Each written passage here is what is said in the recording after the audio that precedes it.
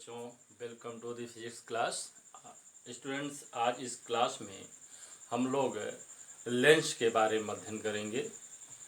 Lens क्या होता है, ये कैसे कार्य करता है, इसके द्वारा प्रतिबिंब कैसे बनता है, इन सभी बिंदुओं पर आज हम लोग चर्चा करेंगे। तो सबसे पहले लेंस क्या लिखेंगे?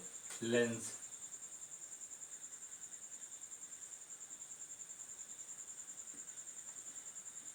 पिछली कक्षा में आप लोगों ने देखा होगा या पढ़ा होगा लेंस के बारे में। इसका कुछ स्ट्रक्चर हम इस तरह बनाते हैं या ऐसे बनाते हैं। हमें इस लेंस को डिफाइन करना है, इसको हम परिभाषित कैसे करें। ध्यान दें कि इसको हम किस तरह से परिभाषित करें। इसको परिभाषित करने के लिए आप देख रहे हैं कि दो गोलाकार भाग है, दो वक्र भाग है, एक भाग ये, एक भाग ये, या ये इस तरह से हो सकता है, एक समतल हो सकता है या इस तरह से भी हो सकता है, यहाँ भी एक समतल पार्ट हो सकता है। यानी हम कहेंगे दो वक्र अथवा एक समतल एक वक्र पृष्ठ से घिरा समांग पारदर्शी माध्यम लेंस कहलाता है। लेंस क्या होता है? दो वक्र अथवा एक वक्र एक समतल पृष्ठ से घिरा समांग पारदर्शी माध्यम लेंस कहता है। यानी हम लिखेंगे दो वक्र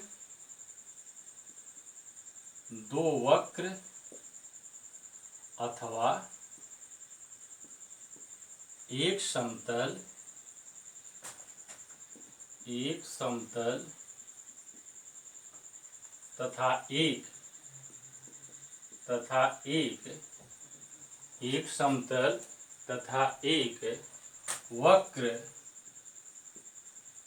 पृष्ठ से घिरा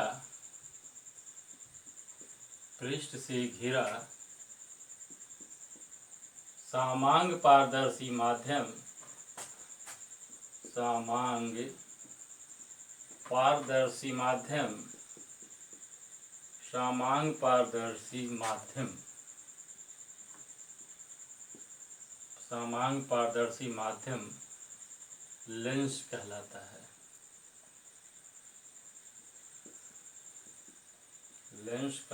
है। लेंस की डेफिनेशन हो गई बहुत सिंपल। दो वक्र अथवा एक समतल तथा एक वक्र पृष्ठ से घिरा समांग पारदर्शी माध्यम लेंस कहलाता है। लेंस दो प्रकार की होती हैं, लिखेंगे आगे। लेंस दो प्रकार के होते हैं। लेंस दो प्रकार के होते हैं। नंबर एक, अवतल लेंस,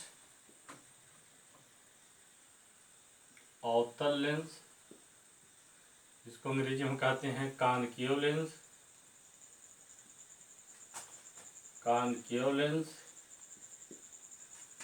अवतल लेंस क्या होता है? वह लेंस जो बीच में पतला, जैसे ये लेंस है,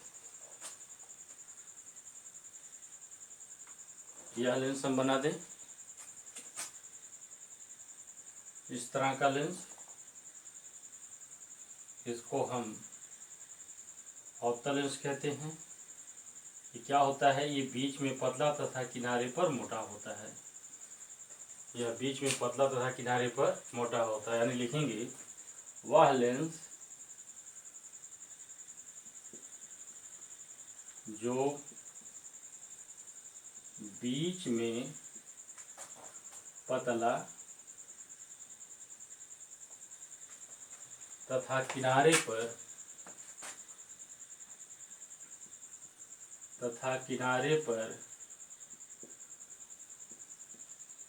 मोटा होता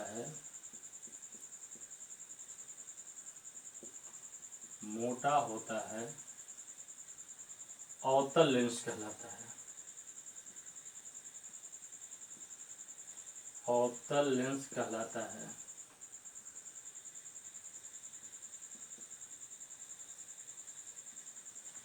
वह लेंस जो बीच में पतला तथा किनारे पर मोटा होता है अवतल लेंस कहलाता है। रचना की दृष्टि से इसको 3 भागों में विभाजित कर सकते हैं। एक को कहते हैं हम उभय अवतल या द्वय अवतल लेंस। द्वय अवतल लेंस, द्वय अवतल लेंस या इसको हम अंग्रेजी में कहेंगे डबल कॉनकेव। डबल कॉनकेव, ये दोनों तरफ अवतल होता है। ये लेंस जो दोनों तरफ अवतल होता है इस तरह से, इसको हम डबल कॉनकेव कहते हैं। ये दोनों तरफ अवतल है।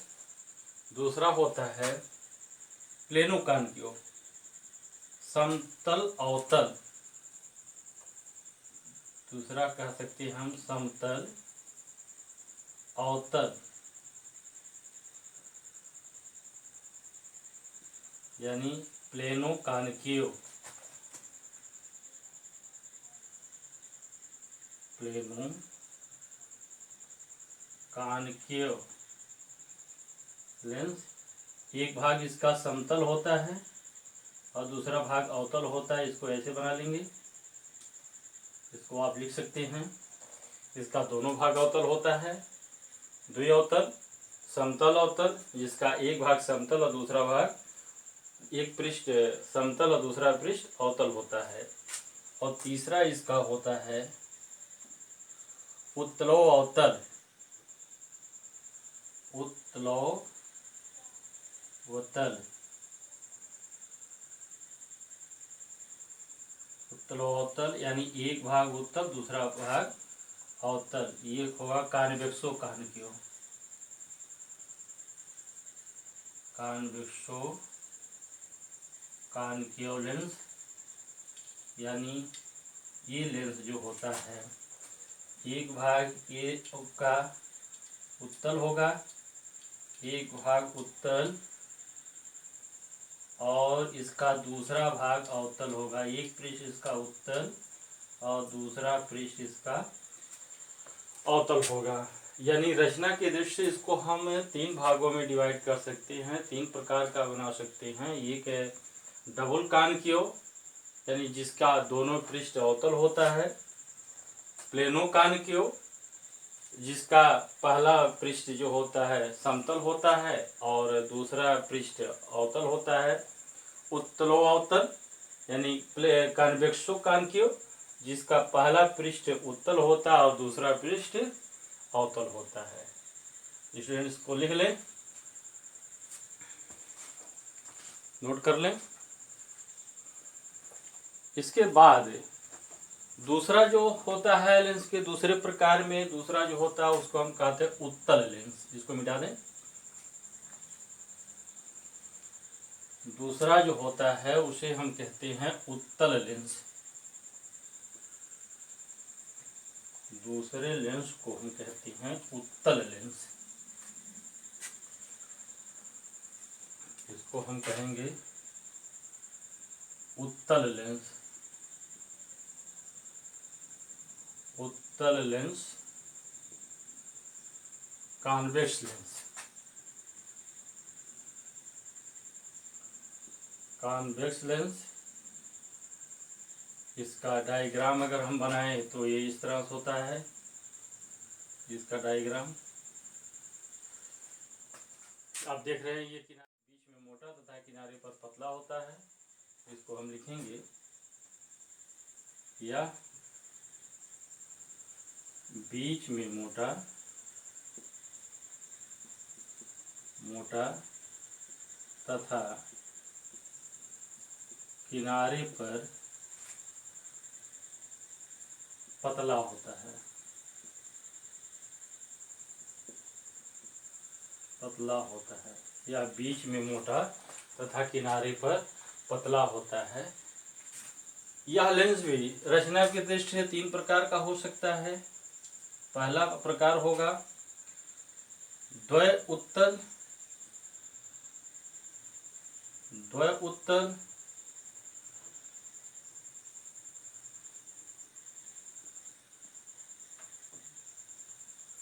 जिसको हम कहेंगे डबल कॉन्वेक्स, डबल कॉन्वेक्स। इसके दोनों पृष्ठ जो होता है उत्तल होता है, जैसा कि बना हुआ है। इसका ये पृष्ठ और ये पृष्ठ, दोनों पृष्ठ उत्तल होता है। तीसरा इसका दूसरा होता है समतलोत्तल या समतल उत्तल, समतल उत्तल, जिसको हम कहते हैं प्लेनो कॉन्वेक्स, प्लेनो कॉन्वेक्स। इसका एक पृष्ठ समतल और दूसरा पृष्ठ उत्तल होता है। इस लेंस का एक पृष्ठ समतल और दूसरा पृष्ठ उत्तल होता है। तीसरा इसका होता है अवतलोत्तल, अवतलोत्तल, यानी इसको हम कहते हैं, अवतलोत्तल को कहते हैं हम कॉनकेवो कॉन्वेक्स, कॉनकेवो कॉन्वेक्स, यानी पहला पार्ट, इसका पहला पृष्ठ अवतल और दूसरा पृष्ठ उत्तल होता है, यानी ये इस तरह से होता है।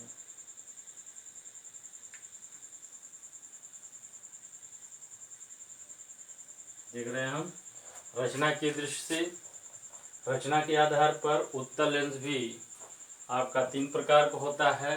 डबल कॉन्वेक्स, जिसका दोनों सरफेस जो होता है कॉन्वेक्स होता है, उत्तल होता है। प्लेनो कॉन्वेक्स, जिसका पहला सरफेस प्लेन यानी समतल और दूसरा सरफेस जो होता है उत्तल होता है। कॉनकेव कॉन्वेक्स, पहला सरफेस जो होता है अवतल और दूसरा सरफेस उत्तल होता है। इस प्रकार ये हमारा लेंस है, उत्तल लेंस और अवतल लेंस। नोट कर लें इसको, पास करके नोट करिएगा इसको। अब उसके बाद हम लोग देखेंगे कि कोई लेंस कार्य कैसे करता है।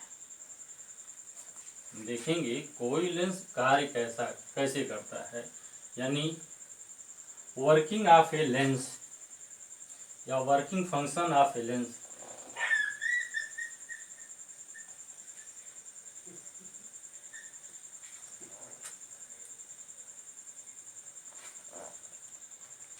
लेंस की कार्यविधि।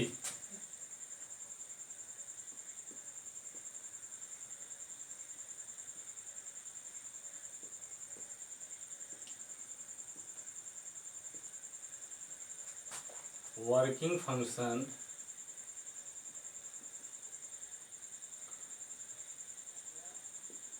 वर्किंग फंक्शन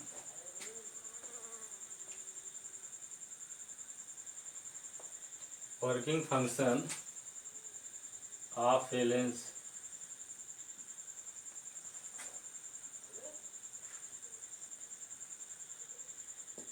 लेंस की कार्यविधि। स्टूडेंट्स, ये हमारा जो है लेंस है, ये उत्तल लेंस है और ये आपका जो है अवतल लेंस है। ये हमारा अवतल लेंस है। इसमें हम इधर अगर एक मुख्य अक्ष खींच दें, मुख्य अक्ष क्या होता है ये अभी बाद में आएगा। इसको हम छोटे छोटे पार्ट अगर बना लें इस तरह से, तो आप देखेंगे कि यह एक प्रिज्म का स्ट्रक्चर बनता है। ये जो है एक प्रिज्म बन रहा है, ये भी इस तरह से आप देखेंगे तो ये एक प्रिज्म लाइक स्ट्रक्चर बनता है। ये इस तरह से आप देखेंगे कि ये भी एक प्रिज्म की तरह स्ट्रक्चर बनता है। ऐसे यहाँ से भी बनाएंगे, ये जो है एक प्रिज्म की तरह स्ट्रक्चर बनता है। और यहाँ भी देखें तो एक प्रिज्म की तरह स्ट्रक्चर बनता है ये भी। इसी तरह यहाँ भी अगर हम देखें तो ये भी एक प्रिज्म की तरह बन रहा है। ये इस तरह से एक प्रिज्म ही बनाए, ये इसको अगर हम भर दें पतला होगा तो ये प्रिज्म बनेगा। ऐसे यहाँ भी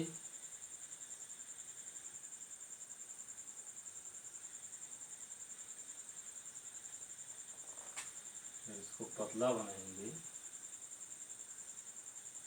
तो ये प्रिज्म बनेगा। ऐसे ये भी एक प्रिज्म बनेगा। उसी तरह से यहाँ भी एक प्रिज्म बनता है, यहाँ भी एक प्रिज्म बनता है और यहाँ भी एक प्रिज्म बनता है। हम देख रहे हैं कि ये जो आपका उत्तल लेंस है, ये उत्तल लेंस जो है और ये अवतल लेंस,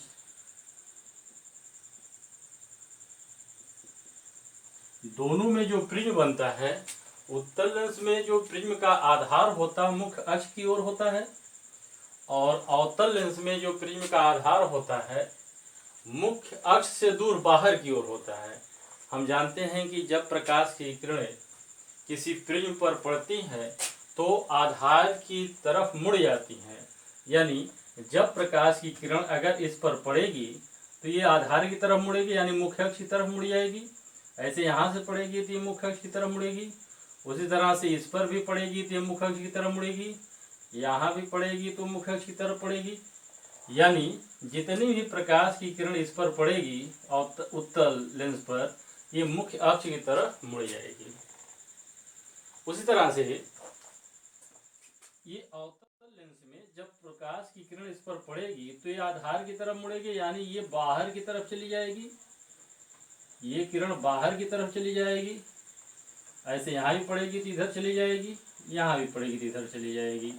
इसका मतलब ये है कि उत्तल लेंस अपने ऊपर पड़ने वाली प्रकाश की किरण को, उत्तल लेंस अपने ऊपर पड़ने वाली प्रकाश की किरण को एक बिंदु पर केंद्रित कर देता है।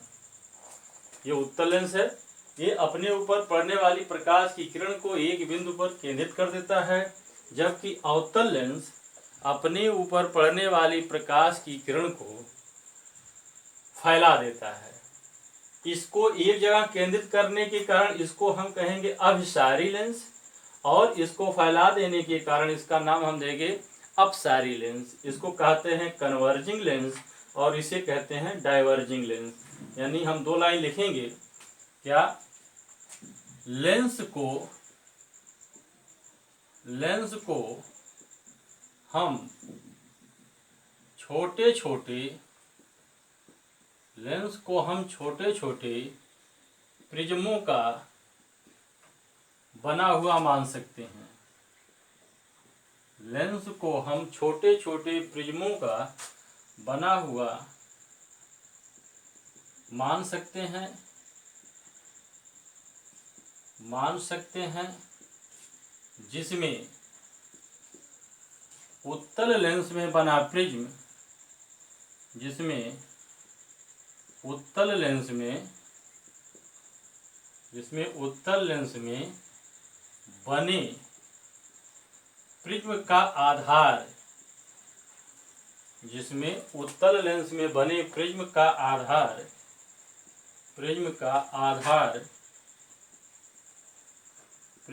आधार मुख्य अक्ष की ओर,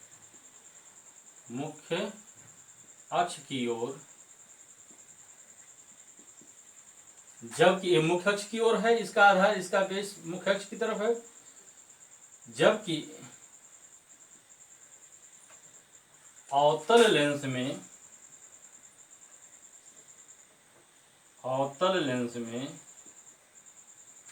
बने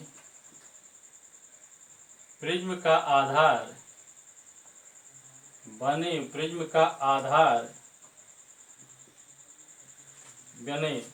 जबकि अवतल लेंस में बने प्रिज्म का आधार मुख्य अक्ष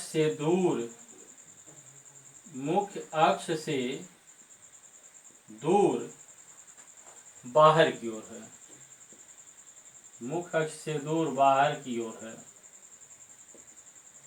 बाहर की ओर है। अवतल लेंस में बने प्रिज्म का आधार मुख्य अक्ष से दूर बाहर की ओर है। अतः प्रकाश की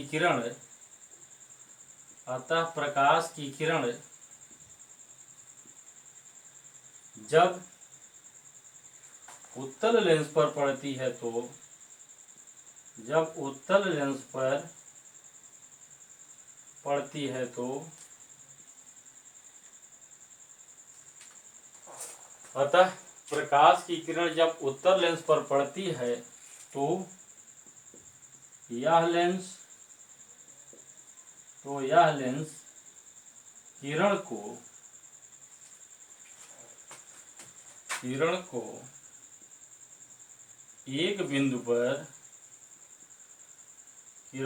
एक बिंदु पर केंद्रित कर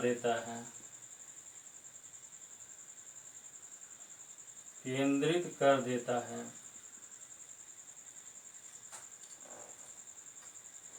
अतः प्रकाश की किरण जब उत्तल लेंस पर पड़ती है तो यह लेंस किरण को एक बिंदु पर केंद्रित कर देता है, जिसे लेंस का अभिसारी गुण कहते हैं। जिसे लेंस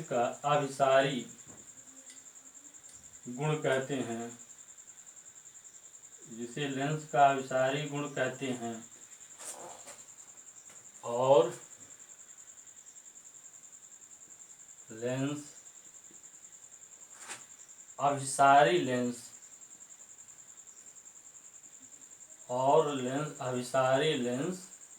जिसको हम कहते हैं कन्वर्जिंग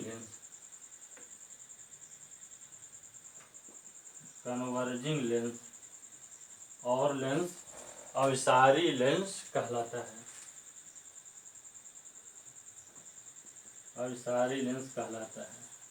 इसको नोट कर लें। अवतल लेंस बने प्रिज्म का आधार अवतल लेंस में लिख लेंगे, जबकि अवतल लेंस में बने प्रिज्म का आधार मुख्य अक्ष से दूर बाहर की ओर होता है। अतः प्रकाश की किरण जब उत्तल लेंस पर पड़ती है तो यह लेंस किरण को एक बिंदु पर केंद्रित कर देता है, जिसे लेंस का अभिसारी गुण कहते हैं और लेंस अभिसारी लेंस कहलाता है। जबकि इसको मिटा दें, जबकि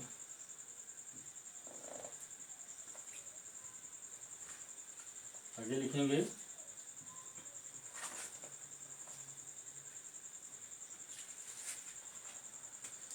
जबकि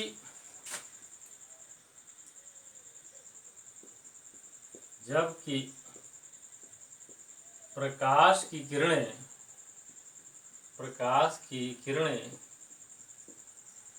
जब अवतल लेंस पर पड़ती हैं तो जब अवतल लेंस पर पड़ती हैं तो यह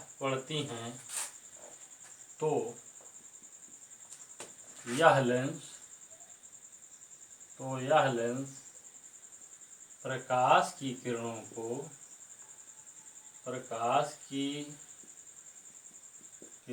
को फैला देता है,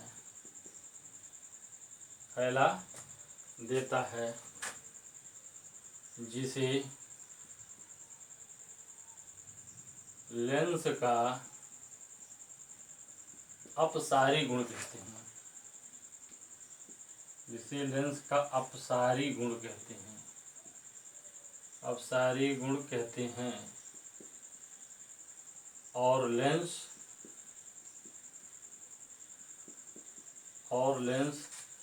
अपसारी लेंस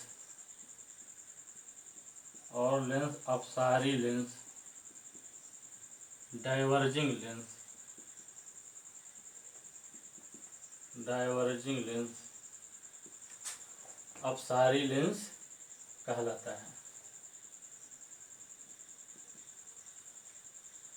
अपसारी लेंस कहलाता है। इसको नोट कर लें।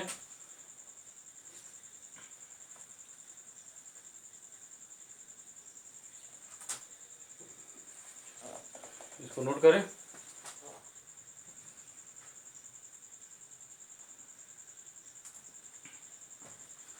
स्टूडेंट्स, ये हमारे लेंस की वर्किंग विधि है, किस तरह से इसका वर्किंग फंक्शन है, कैसे काम करता है। अब इसके बाद हम लोग पढ़ेंगे लेंस से संबंधित कुछ परिभाषाएं, some definitions related to lens. Some definitions related to lens. Lens से संबंधित कुछ परिभाषाएं।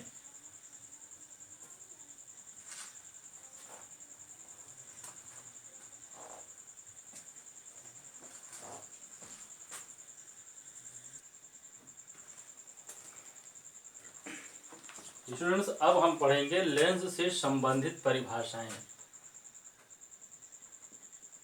लेंस से संबंधित परिभाषाएं।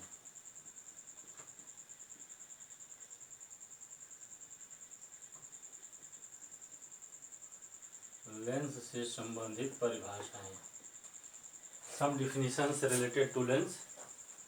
सबसे पहले देखें, हम एक उत्तल लेंस बना लें और एक बना लें अवतल लेंस।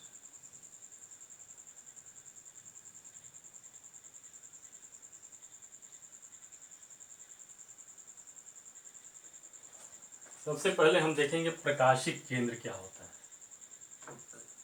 प्रकाशिक केंद्र। प्रकाशिक केंद्र, ऑप्टिकल सेंटर।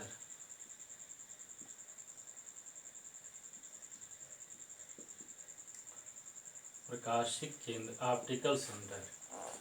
स्टूडेंट्स, अगर हम इसका मुख्य अक्ष खींचें, यहाँ भी एक मुख्य अक्ष खींचें, तो प्रकाश की किरण जैसे इस पर पड़ती है, पड़ने के बाद इस पर हम एक लंब डालेंगे। इस पर क्योंकि विरल से सघन माध्यम में जाएगी, तो इस पर हम लंब डालेंगे यहाँ से। अब ये अविलंब की तरफ झुक जाएगी, थोड़ा सा इधर झुक करके यहाँ आ गई, अविलंब की तरफ झुकेगी, यानी इसको हम ऐसे ले आए इस तरह से। अब ये अविलंब की तरफ झुक जाएगी। अगर इस बिंदु पर हम लंब डालेंगे तो यहाँ पर जो जाएगी अविलंब से दूर हट जाएगी। ये किरण जो आपतित किरण हो रही है, इस पर आपतित किरण हो रही है, और ये निर्गत किरण है। आपतित किरण मुख्य अक्ष को जिस बिंदु पर काटती है उसी को हम ऑप्टिकल सेंटर वो कहते हैं।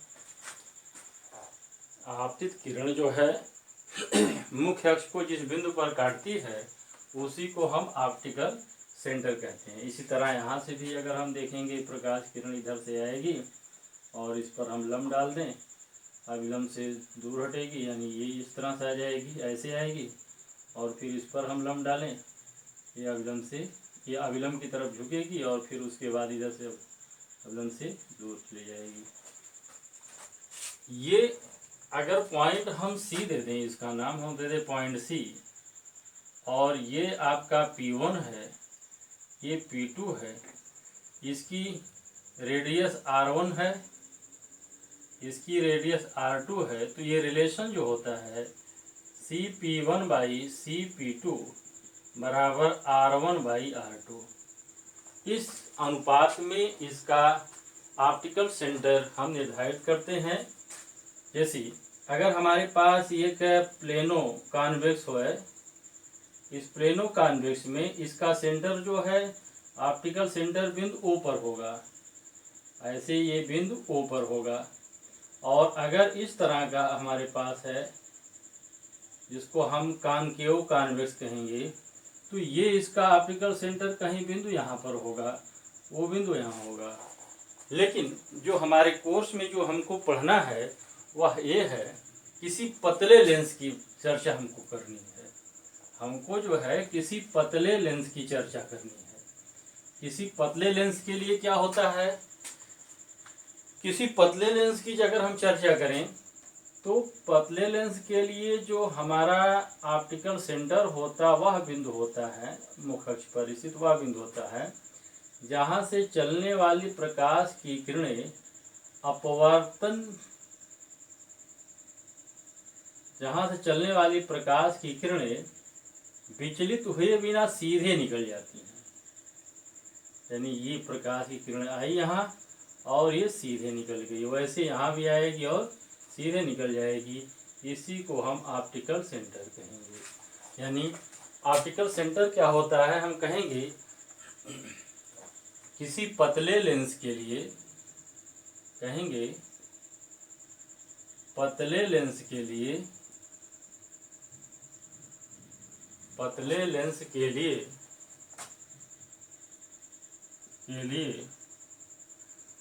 प्रकाशिक केंद्र, पतले लेंस के लिए प्रकाशिक केंद्र वह बिंदु होता है, वह बिंदु होता है, पतले लेंस के लिए प्रकाशिक केंद्र वह बिंदु होता है जहाँ से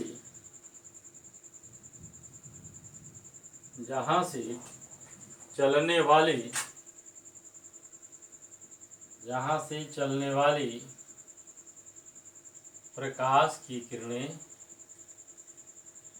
प्रकाश की किरणें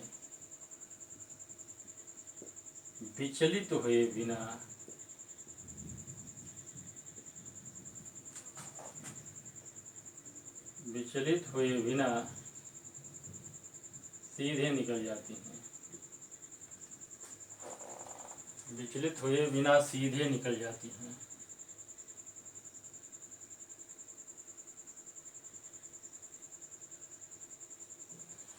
पतले लेंस के लिए प्रकाशिक केंद्र वह बिंदु होता है जहां से चलने वाली प्रकाश की किरणें विचलित हुए बिना सीधे निकल जाती हैं।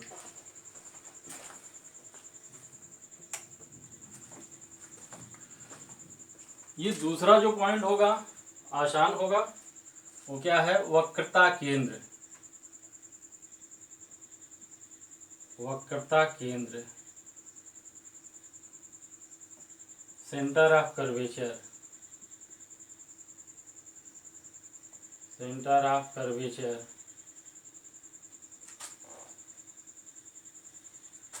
सेंटर ऑफ कर्वेचर क्या होगा, जैसे ये हमारा उत्तल लेंस है और ये अवतल लेंस है।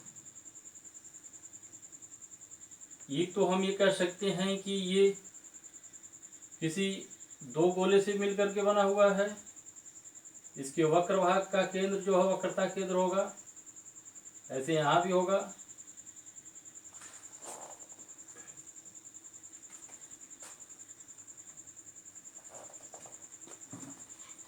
ये इसका वक्र भाग, इसका कोई गोला होगा ये।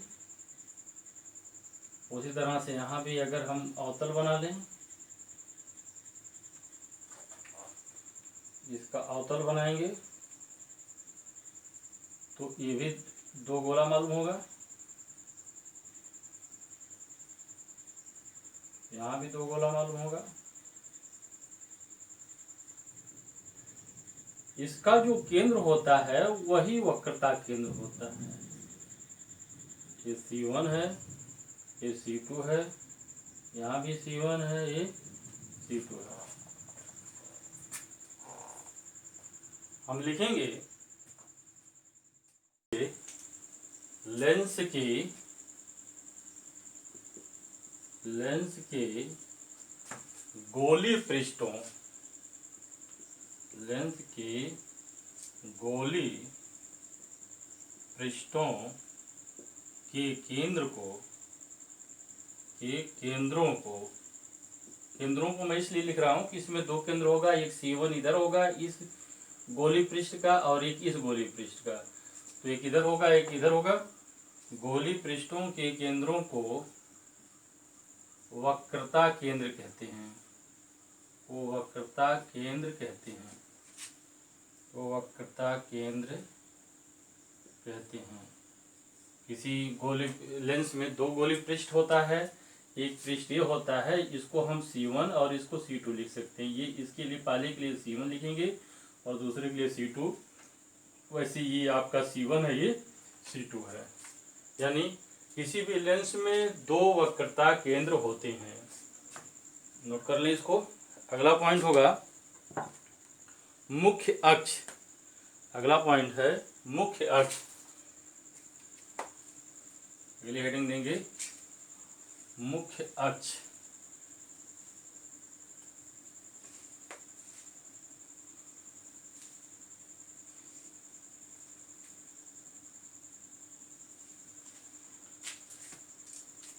अगला है दूसरा पॉइंट होगा या तीसरा है मुख्य अक्ष।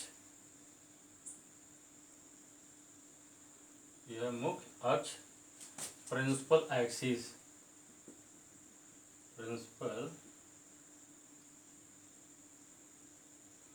प्रिंसिपल एक्सिस लेंस के दोनों वक्रता केंद्रों को मिलाती हुई खींची गई रेखा। ये लेंस का दो वक्रता केंद्र C1 C2 है, इसको मिलाती हुई खींची गई रेखा मुख्य अक्ष कहलाती है। यानी हम लिखेंगे यहाँ इसका ऑप्टिकल सेंटर भी होगा। लेंस के दोनों अक्षों को, दोनों वक्रता केंद्रों को मिलाती हुई खींची गई रेखा। लेंस के दोनों वक्रता केंद्रों को मिलाती हुई खींची गई रेखा। मिलाती हुई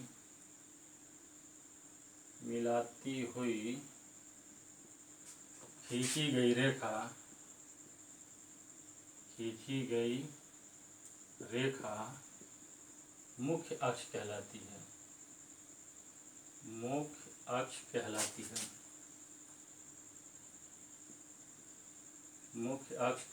है। स्टूडेंट, इसके बाद होगा वक्रता त्रिज्या। चौथा पॉइंट होगा वक्रता त्रिज्या, रेडियस ऑफ कर्वेचर।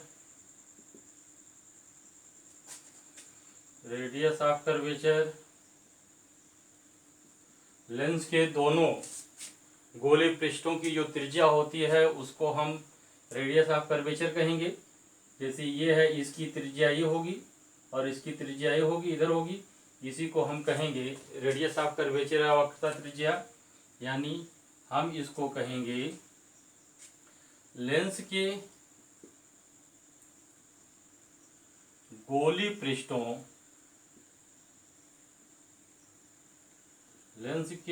पृष्ठों की त्रिज्या को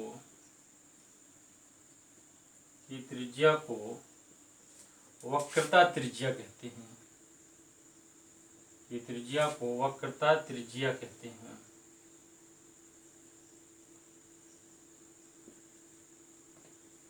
किसी लेंस का चूंकि दो गोली पृष्ठ होते हैं, इसलिए इसमें दो वक्रता त्रिज्या होगी। इसको हम R1 और R2 से लिखेंगे, अथवा कह सकते हैं वक्रता केंद्र तथा ऑप्टिकल सेंटर के बीच की दूरी। हम किसी पतले लेंस के लिए कह सकते हैं वक्रता केंद्र तथा ऑप्टिकल सेंटर के बीच की जो दूरी होगी उसकी वक्रता त्रिज्या होगी। क्योंकि इसमें दो वक्रता केंद्र होते हैं, इसलिए इसकी दो वक्रता त्रिज्या भी होगी। अगला पॉइंट है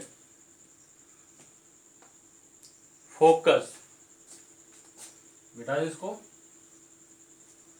इसमें जो अगला पॉइंट है वो सबसे इम्पॉर्टेंट है, जिसको हम फोकस कहते हैं। किसी लेंस में दो फोकस होते हैं। पहले फोकस को हम प्रथम मुख्य फोकस और दूसरे फोकस को द्वितीय मुख्य फोकस कहते हैं। ये बहुत इम्पॉर्टेंट है। सबसे पहले लिखेंगे फोकस। फोकस क्या होता है? फोकस लिखेंगे लेंस में दो फोकस होते हैं। लेंस में दो फोकस होते हैं।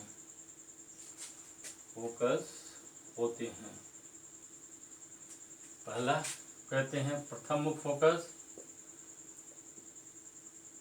प्रथम मुख्य फोकस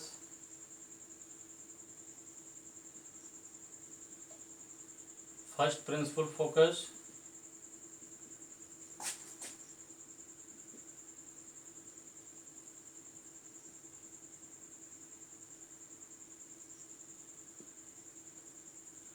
प्रथम मुख्य फोकस क्या होता है स्टूडेंट्स? देखें, ये आपका उत्तल लेंस है और मैं एक बना दूं, ये आपका होगा अवतल लेंस। ये हो गया आपका अवतल लेंस। ये दोनों वक्रता केंद्रों को मिलाती है अगर खींचा रेखा खींचेंगे तो ये होगा मुख्य अक्ष। उसी तरह से यहाँ भी ये मुख्य अक्ष होगा। प्रथम मुख्य फोकस जो होता है, अगर मान लीजिए कोई पॉइंट हमारा ये है, सपोज कीजिए एक पॉइंट ये है, यहाँ से अगर प्रकाश की किरण चलती है तो इस पर आपतित होगी क्योंकि लेंस है पारदर्शी, इसलिए अपवर्तन होगा। अपवर्तन के पश्चात ये मुख्य अक्ष के समांतर हो जाती है। ऐसे प्रकाश की किरण यहाँ से यहाँ चलेगी, यहाँ से मुख्य अक्ष के समांतर हो जाएगी, एक यहाँ से चलेगी, ये भी मुख्य अक्ष के समांतर हो जाएगी। यानी इस पॉइंट से, इसका मतलब है कि इस पॉइंट से जितनी भी प्रकाश की किरण चलेंगी वह मुख्य अक्ष के समांतर हो जाएंगी। इसी पॉइंट को हम प्रथम मुख्य फोकस कहते हैं। इसी पॉइंट को हम प्रथम मुख्य फोकस कहते हैं। यानी इसको हम चाहें तो F1 से लिख सकते हैं। इसी प्रकार अवतल लेंस के केस में अगर कोई किरण इस तरह से आती है तो ये मुख्य अक्ष के समांतर हो जाती है। वैसे ये कोई किरण ऐसे जाएगी तो भी मुख्य अक्ष के समांतर हो जाएगी। इसको अगर हम आगे बढ़ाएं तो लगता है कि ये किरण इस बिंदु से जाती हुई प्रतीत हो, इस बिंदु को जा रही है। यानी जिस बिंदु पर जा रही है उसी को हम प्रथम मुख्य फोकस कहेंगे। यानी इसकी हम परिभाषा क्या देंगे?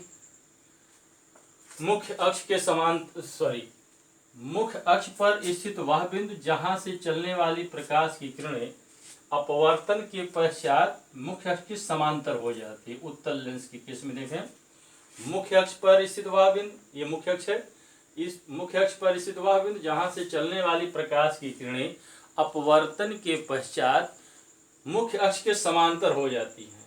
अथवा अवतल लेंस के केस में हम कहेंगे मुख्य अक्ष पर स्थित वह बिंदु जिसकी ओर जाती हुई प्रतीत होने वाली प्रकाश की किरणें अपवर्तन के पश्चात मुख्य अक्ष के समांतर हो जाती हैं। ये प्रकाश की किरण इधर जाती हुई प्रतीत हो रही हैं, अपवर्तन होता है, ये मुख्य अक्ष के समांतर हो जाती हैं।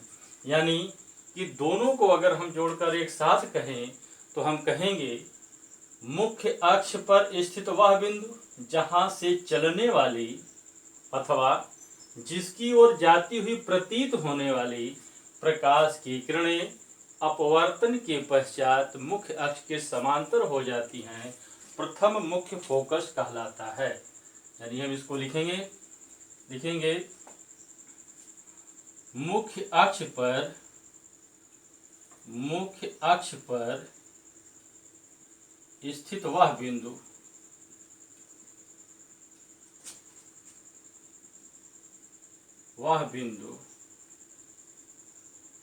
जहां से चलने वाली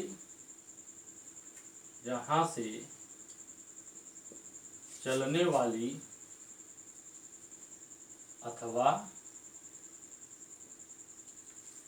जिसकी ओर जाती हुई प्रतीत होने वाली अथवा जिसकी ओर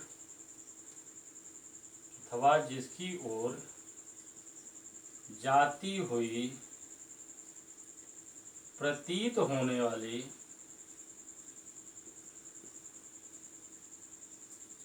अथवा जिसकी ओर जाती हुई प्रतीत होने वाली प्रकाश की किरणें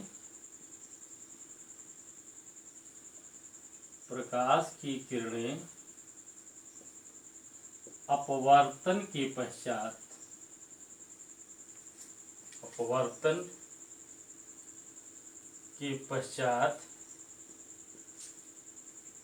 मुख्य अक्ष के समांतर हो जाती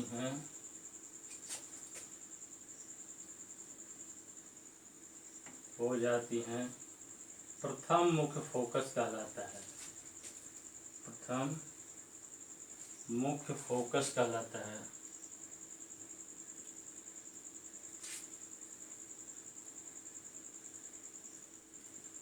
प्रथम मुख्य फोकस कहलाता है। मुख्य अक्ष पर स्थित वह बिंदु जहां से चलने वाली अथवा जिसकी ओर जाती हुई प्रतीत होने वाली प्रकाश की किरणें अपवर्तन के पश्चात मुख्य अक्ष के समांतर हो जाती हैं, प्रथम मुख्य फोकस कहलाता है। स्टूडेंट इसको नोट कर लें। नोट कर लिया? चलिए अब उसके बाद हम लिखेंगे द्वितीय मुख्य फोकस। इसके बाद हम लिखेंगे द्वितीय मुख्य फोकस।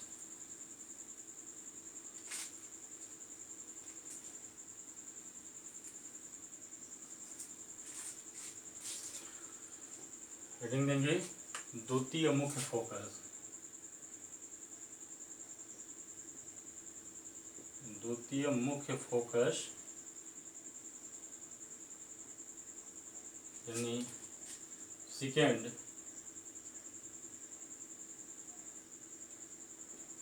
Principal focus.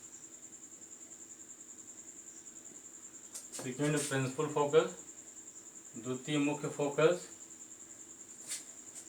ये सपोज करें कि ये हमारा जो है उत्तल लेंस है और ये अवतल लेंस।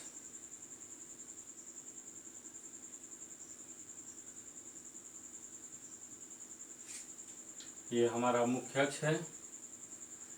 अब इसमें होगा क्या कि मुख्य अक्ष के समांतर जो प्रकाश की किरण चलेगी, सपोज करिए कि हमारे पास ये किरण है, ये मुख्य अक्ष के समांतर चल रही है, समांतर ये भी इसके समांतर कर दें। अब इसमें अपवर्तन होगा। अपवर्तन का मतलब है कि जब इसका अपवर्तन होगा तो यह एक बिंदु पर मिलेंगी,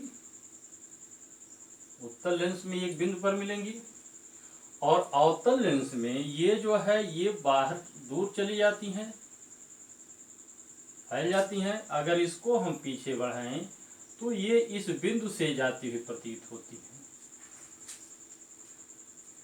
अगर ये यहाँ चली गई, इसको हम बढ़ाया, जब पीछे बढ़ा रहे हैं तो मालूम हो रहा है कि हमको इस बिंदु से होकर जाती हुई प्रतीत होती है। इसी को हम द्वितीय फोकस कहते हैं। इसी को हम द्वितीय फोकस कहते हैं। यानी लिखें क्या, ये प्रकाश किरण से जा रही, इधर चली जा रही है। लिखें क्या, कहें क्या, मुख्य अक्ष के समांतर चलने वाले उत्तल लेंस के केस में मुख्य अक्ष के समांतर चलने वाली प्रकाश की किरणें अपवर्तन के पश्चात मुख्य अक्ष जिस बिंदु पर मिलती हैं उसे द्वितीय फोकस कहते हैं।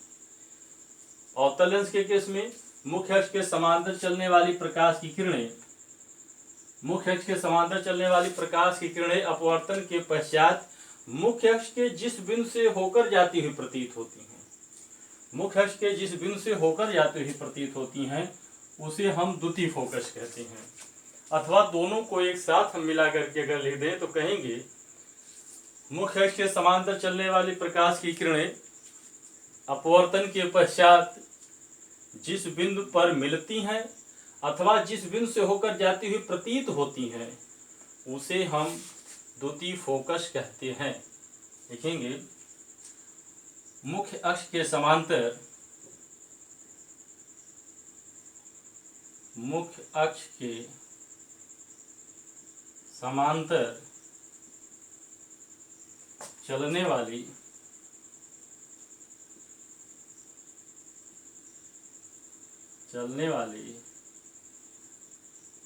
प्रकाश की किरणें मुख्य अक्ष के समांतर चलने वाली प्रकाश की किरणें अपवर्तन के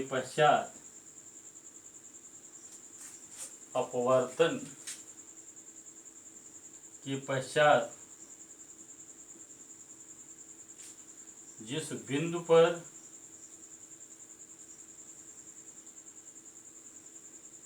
बिंदु पर मिलती हैं अथवा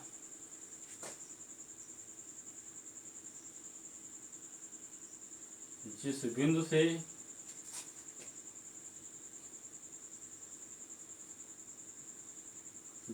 से होकर जाती हुई प्रतीत होती हैं, जिस बिंदु से होकर जाती हुई प्रतीत होती हैं,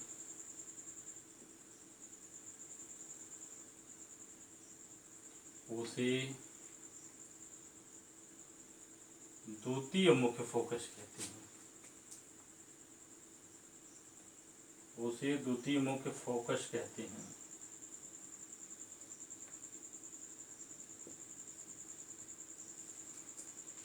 मुख्य अक्ष के समांतर चलने वाली प्रकाश की किरणें अपवर्तन के पश्चात जिस बिंदु पर मिलती हैं अथवा जिस बिंदु से होकर जाती हुई, यहाँ पर इस बिंदु से लगता है कि ऐसे जा रही हैं, इस पर ऐसे लगता है कि ऐसी इस तरह जा रही हैं, जिस बिंदु से होकर जाती हुई प्रतीत होती हैं उसे द्वितीय फोकस कहते हैं। स्टूडेंट्स, जो मुख्य फोकस होता है, अगर हम केवल फोकस की बात करते हैं तो उसका अर्थ होता है कि हम द्वितीय फोकस की बात करते हैं, क्योंकि द्वितीय फोकस आप देखेंगे कि ये फोकस अगर मैं ऑप्टिकल सेंटर से नापूंगा किरण की दिशा में होगी तो ये द्वितीय फोकस जो होगा यही आपका मुख्य फोकस होता है। तो उत्तल लेंस की फोकस दूरी जो होती है धनात्मक और अवतल लेंस की फोकस दूरी ऋणात्मक होती है। हम इसको बराबर याद रखते हैं कि उत्तल लेंस की फोकस दूरी धनात्मक तथा अवतल लेंस की फोकस दूरी ऋणात्मक होती है। अपवर्तन का सूत्र अगर हम इस पृष्ठ के लिए लगाएं तो प्रथम और द्वितीय मुख्य फोकस क्या होगा, ध्यान दें। अगर हम अपवर्तन का सूत्र लगाएं तो प्रथम और द्वितीय फोकस क्या होगा, प्रथम फोकस और द्वितीय फोकस की दूरी जो होगी क्या होगी। देखें, अपवर्तन के सूत्र से अगर लेंस में अपवर्तन का सूत्र लगाएं तो हम जानते हैं अपवर्तन के सूत्र से n-1/r बराबर n/b-1/u लिखेंगे। प्रथम फोकस के लिए, प्रथम फोकस के लिए क्या लिखे थे हम, प्रथम फोकस क्या था कि मुख्य अक्ष पर वाय बिंदु जहां से चलने वाली प्रकाश की किरणें, मीन्स u का मतलब है कि यहां से प्रकाश की किरणें चलती हैं, तो u का मतलब हो गया कि प्रथम फोकस हम इसको लिख दें f1, प्रथम फोकस के लिए लिख दें f1।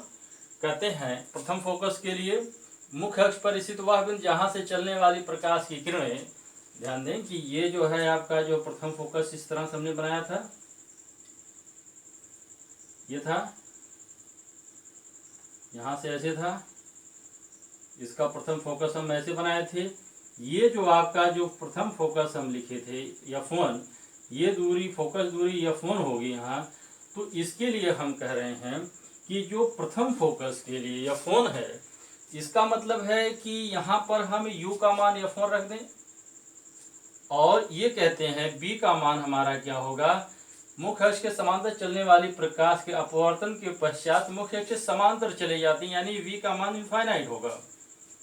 अपवर्तन के सूत्र में अगर हम प्रथम फोकस के लिए ज्ञात करें प्रथम फोकस दूरी क्या होगी, अपवर्तन के सूत्र से अगर हम ये ज्ञात करें कि प्रथम फोकस दूरी हमारी क्या होगी, तो हम वहां पर क्या करेंगे, u बराबर रखेंगे f1 और v बराबर इनफाइनाइट रखेंगे। ऐसी दशा में हमारा क्या होगा, इसको अगर हमें मान रख दें तो क्या होगा, n-1/r बराबर हो जाएगा n/इनफाइनाइट -1/f1 यानी n-1/r बराबर हो जाएगा -1/f1 या f1 बराबर हो जाएगा आपका f1 बराबर हो जाएगा, इसका मैं मान रख दूं r/n-1 विद निगेटिव साइन या माइनस यहाँ पर हो जाएगा। प्रथम फोकस के लिए जो सूत्र होगा, प्रथम फोकस दूरी के लिए जो सूत्र होगा, f1 बराबर होगा -r/n-1।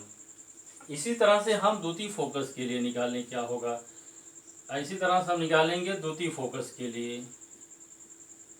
द्वितीय फोकस के लिए द्वितीय फोकस के लिए द्वितीय फोकस के लिए क्या होगा, for second focus principal focus क्या होगा, हम क्या कहते हैं सेकेंड फोकस में, मुख्य अक्ष के समांतर चलने वाली प्रकाश की किरण, मीनिंग दैट यहाँ पर ये हो जाएगा इनफाइनाइट।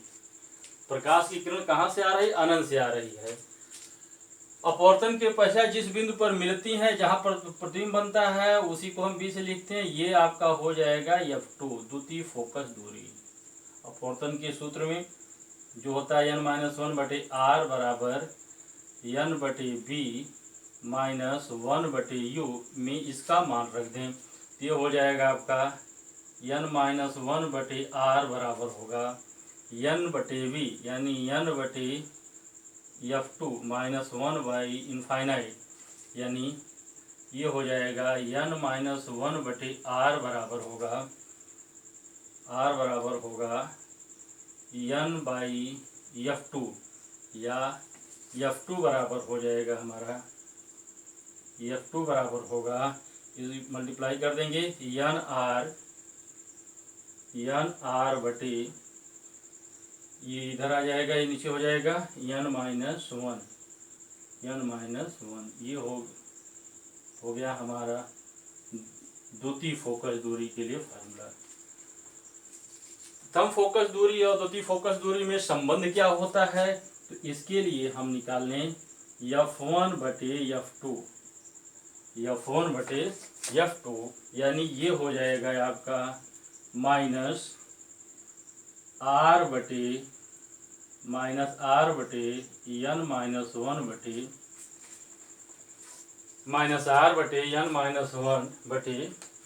ये हो जाएगा n/n-1, या इसको सॉल्व कर लें फिर से हम, ये हो जाएगा आपका F1/F2 बराबर हो जाएगा -r/n-1 इंटू ऊपर हो जाएगा n-1/nr, ये इससे कैंसिल हो गया, ये इससे कैंसिल होगा, यानी ये हो जाएगा आपका F1/F2 बराबर हो जाएगा -1/n, यानी F2 बराबर हो जाएगा -n/F1, F2 बराबर हो जाएगा -n/F1। इसका मतलब क्या है, ऋणात्मक चिन्ह बताता है कि जो प्रथम फोकस होता है और द्वितीय फोकस जो होता है एक दूसरे की विपरीत दिशा में होता है। साथ ही साथ द्वितीय फोकस दूरी जो होती है वह प्रथम फोकस दूरी के अपवर्तनांक के गुणनफल के बराबर होता है। नोट कर लें इसको। स्टूडेंट, अगर ये कहा जाए किसी लेंस की एक प्रश्न हम बोल दें, अगर कहें लगाएं, अगर हम ये कहें कि किसी लेंस की प्रथम फोकस और द्वितीय फोकस दूरी में क्या संबंध होगा, यदि लेंस का अपवर्तनांक n बराबर 3/2 होगा, यानी किसी लेंस के द्वितीय फोकस और प्रथम फोकस में क्या संबंध होगा, यदि लेंस के पदार्थ का अपवर्तनांक 3/2 है, तो ऐसी दशा में आप जानते हैं F2 बराबर होगा -n/F1, यानी F2 बराबर होगा -3/2 F1, या ये लिखेंगे 2F2 बराबर -3F1, या 2F2 + 3F1 = 0। ये संबंध होगा किसी लेंस के प्रथम फोकस और द्वितीय फोकस दूरी में, जबकि लेंस के पदार्थ का अपवर्तनांक 3/2 हो। नोट कर लें इसको। अब इसके बाद हम लोग पढ़ेंगे लेंस के द्वारा प्रतिबिंब बनाने के नियम। लेंस के द्वारा प्रतिबिंब बनाने के नियम, कैसे हम लेंस के द्वारा बने प्रतिबिंब का किरण आरेख खींचते हैं, या लेंस द्वारा बने प्रतिबिंब का किरण आरेख खींचने का नियम। प्रतिबिंब के किरण आरेख खींचने का नियम। यानी प्रतिबिंब बनाने के नियम, प्रतिबिंब बनाने के नियम।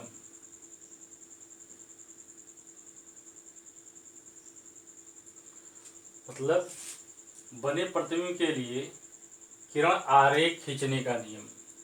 ये लेंस के केस में है, जो प्रतिबिंब हम बनता है उसकी जो किरण आरेख खींचते हैं उसके लिए हम 2-3 नियम का उपयोग करते हैं। वो नियम क्या है? सबसे पहले नंबर 1 लिखेंगे। पहला नियम क्या है? जैसे ये हमारा उत्तल लेंस है अगर, और ये अवतल लेंस है,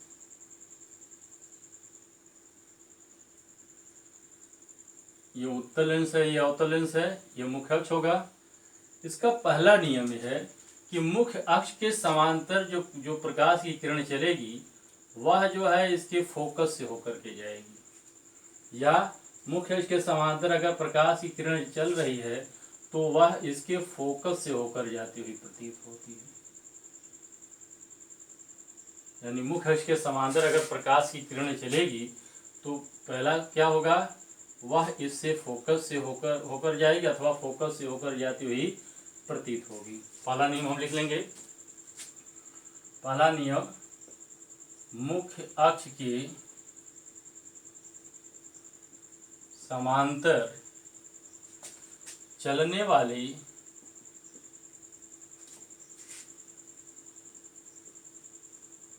मुख्य अक्ष के समांतर चलने वाली प्रकाश की किरणें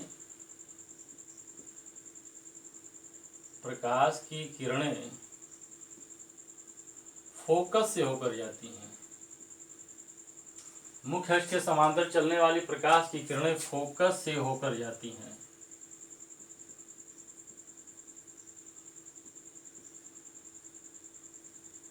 अथवा अवतल लेंस के केस में क्या होगा, फोकस से होकर जाती हुई प्रतीत होती हैं। ये एफ है, फोकस है। अथवा फोकस से होकर जाती हुई प्रतीत होती हैं।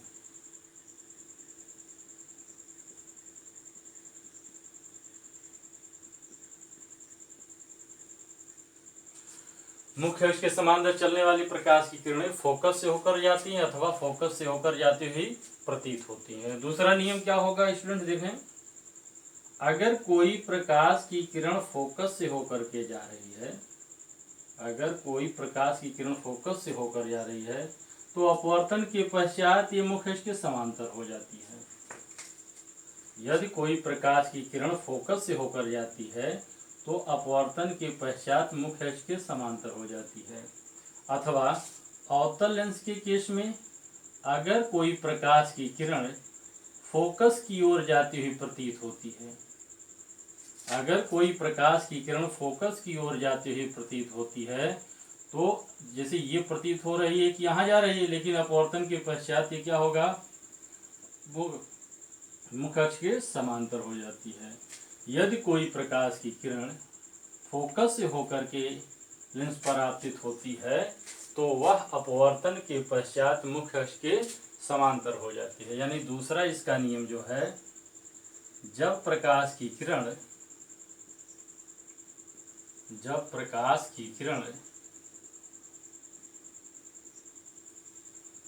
फोकस से होकर जाती है, फोकस से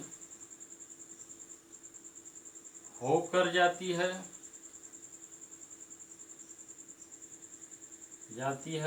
अथवा फोकस की ओर जाती हुई प्रतीत होती है, अथवा फोकस की ओर जाती हुई प्रतीत होती है, अथवा फोकस की ओर जाती हुई प्रतीत होती है तो अपवर्तन के पश्चात जब प्रकाश की किरण फोकस से होकर जाती है अथवा फोकस की ओर जाती हुई प्रतीत होती है तो अपवर्तन के पश्चात मुख्य अक्ष के समांतर हो जाती है, मुख्य अक्ष के समांतर हो जाती है, मुख्य अक्ष के समांतर हो जाती है। इसका तीसरा पॉइंट होगा, तीसरा इसका नियम क्या है, जब प्रकाश की किरण ऑप्टिकल सेंटर से होकर जाती है तो वह जो है, जब प्रकाश की किरण ऑप्टिकल सेंटर से होकर जाती है तो वह विचलित हुए बिना सीधे निकल जाती है। जब प्रकाश की किरण ऑप्टिकल सेंटर से होकर जाती है तो वह विचलित हुए बिना सीधे निकल जाती है, मीनिंग दैट ये निकल जाएगी। अगर ये ऑप्टिकल सेंटर से होकर जाएगी, अगर ये इसके ऑप्टिकल सेंटर से होकर जा रही है तो वो विचलित हुए बिना सीधे निकल जाती है। यानी इसका तीसरा नियम जो होगा क्या होगा, जब प्रकाश की किरण, जब प्रकाश की किरण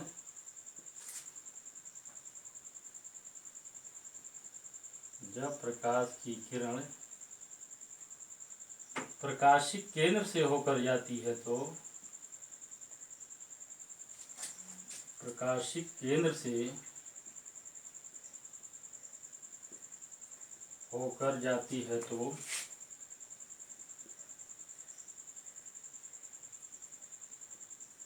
जब प्रकाश की किरण प्रकाशिक केंद्र से होकर जाती है तो अपवर्तन के पश्चात, अपवर्तन के पश्चात विचलित हुए बिना, के पश्चात विचलित हुए बिना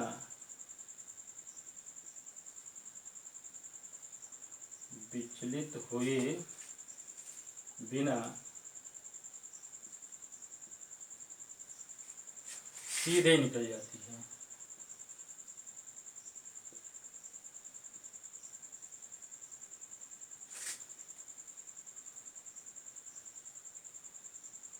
स्टूडेंट्स आपको याद होगा कि यही हमने प्रकाशिक केंद्र की परिभाषा भी लिखाया था कि प्रकाशिक केंद्र क्या होता है। तो हमने कहा था किसी पतले लेंस के लिए प्रकाशिक केंद्र वह बिंदु होता है जहां से चलने वाली या जहां से गुजरने वाली प्रकाश की किरणें विचलित हुए बिना सीधे निकल जाती हैं। इसको नोट कर लें, मिटा दें इसको। चलिए, इसका एक चौथा नियम है, इसका एक चौथा नियम क्या है, जैसे अभी तो हम ये चर्चा कर रहे थे कि जब प्रकाश की किरण मुख्य अक्ष के समांतर चलती है तो वह फोकस से होकर जाएगी। अगर पहला नियम यह था कि अगर प्रकाश की किरण मुख्य अक्ष के समांतर चलती है तो फोकस से होकर जाती है, और अगर फोकस से होकर जाती है तो मुख्य अक्ष के समांतर हो जाती है, और जब प्रकाशिक केंद्र से होकर चलती है तो विचलित हुए बिना सीधे निकल जाती है। लेकिन इसका जो तीसरा नियम है, चौथा नियम है, जब प्रकाश की किरणें मुख्य अक्ष के समांतर ना हो, जब प्रकाश की किरणें मुख्य अक्ष के समांतर ना हो तब क्या होगा। ऐसी दशा में जब प्रकाश की किरणें मुख्य अक्ष के समांतर नहीं है लेकिन वे एक स्वयं आपस में एक दूसरे के समांतर हैं, जब प्रकाश की किरणें मुख्य अक्ष के समांतर नहीं है बल्कि वह स्वयं जो है एक दूसरे के समांतर हैं, तब वे प्रकाश की किरणें अपवर्तन के पश्चात फोकस तल के किसी बिंदु पर मिलेंगी। स्टूडेंट्स, फोकस तल क्या होता है यहां थोड़ा सा देख लें। फोकस तल फोकस से होकर गुजरने वाला मुख्य अक्ष के लंबवत जो तल होता है उसको हम फोकस तल कहते हैं। अगर हमारे पास ये लेंस है, सपोज करें इसका एक फोकस है, ये यहाँ पर इसका फोकस बन रहा है सपोज करें, तो ये इसके लंबवत जो तल होगा यही फोकस तल होगा। इसके लंबवत जो तल होगा इसी को हम फोकस तल कहेंगे। यानी फोकस से होकर गुजरने वाला मुख्य अक्ष के लंबवत जो तल होगा, यदि प्रकाश की किरणें इसके समांतर नहीं आ रही हैं तो ये जो है और आपस में समांतर हैं, तो ये अपवर्तन के पश्चात जो है ये क्या करेंगी, फोकस के किसी बिंदु पर, फोकस तल के किसी बिंदु पर मिलती हुई प्रतीत होंगी या मिलेंगी। जैसे यहां से आ रही हैं, ये सपोज करें ये प्रकाश किरण इसके समांतर नहीं है तो ये इस तरह से आएगी, और ये सपोज करें कि ये प्रकाश की किरण इसके मुख्य अक्ष से आ रही है, इसको हम मिटाकर दूसरा बना दें। जैसे थोड़ा बड़ा बनाए, ये उत्तल लेंस है, ये प्रकाश की किरण एक आ रही है, ये मान लीजिए एक आ रही है इस पर, ये इस तरह से हो जा रही है, और ये इस प्रकाश किरण यहाँ से आ रही है तो ये ऐसे हो गई, ये इसके फोकस तल पर कहीं मिलेगी, यानी ये इसके फोकस तल पर कहीं मिलेगी। ये इसका फोकस तल जो होगा, इसका कोई बिंदु होगा जो फोकस तल एफ है, इसी फोकस तल के किसी बिंदु पर मिलेगी। अर्थात हम कह सकते हैं क्या, जब प्रकाश की किरणें मुख्य अक्ष के समांतर ना हो, मुख्य अक्ष के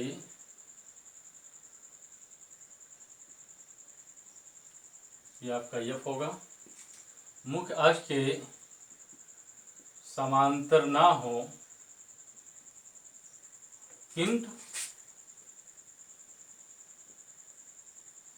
एक दूसरे के समांतर हों,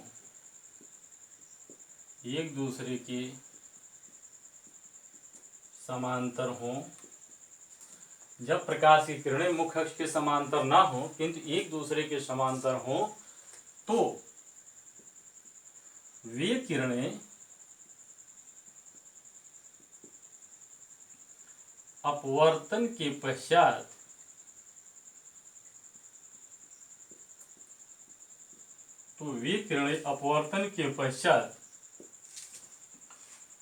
फोकस तल के किसी बिंदु पर मिलती हैं, के पश्चात फोकस तल के किसी बिंदु पर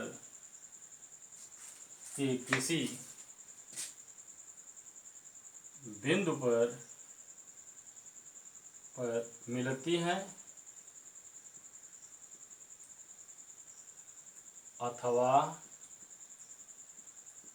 मिलती हुई प्रतीत होती हैं,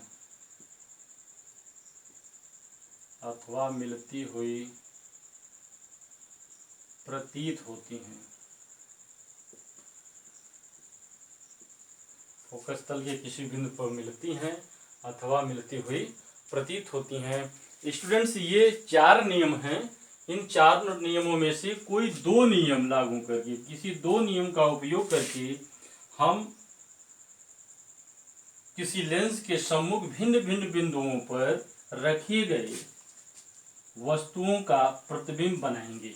कोई 2 नियम का उपयोग करके हम किसी लेंस द्वारा भिन्न भिन्न बिंदुओं पर स्थित जो प्रतिबिंब बनता है उसका किरण आरेख बनाएंगे। इसको नोट कर लें स्टूडेंट्स। इसके आगे हम पढ़ेंगे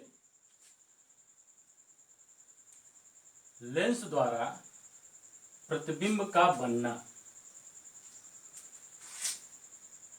लेंस द्वारा प्रतिबिंब का बनना।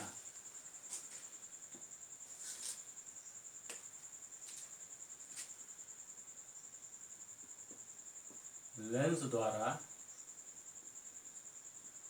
प्रतिबिंब का बनना। Formation of image, formation of image by lens. Image formation by lens या formation of image, formation of image.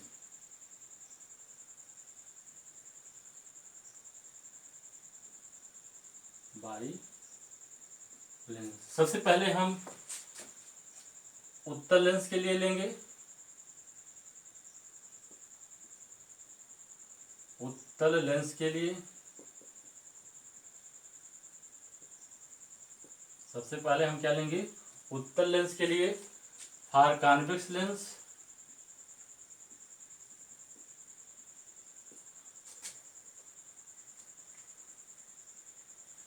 Suppose करें ये हमारे पास उत्तल लेंस है,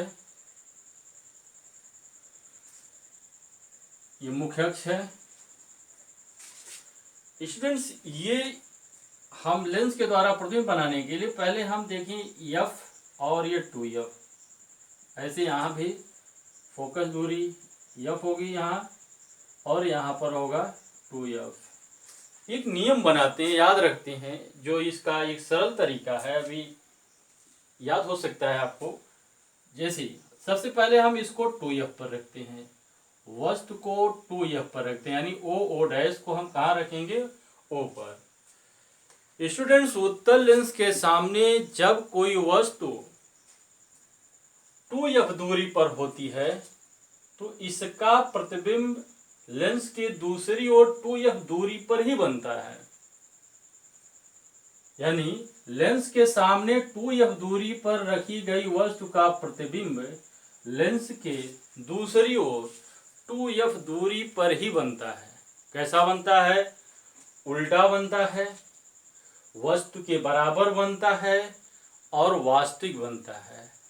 यानी लेंस के सम्मुख 2f दूरी पर रखी गई वस्तु का प्रतिबिंब लेंस के दूसरी ओर 2f दूरी पर उल्टा तथा वास्तविक बनता है और वस्तु के बराबर आकार का बनता है।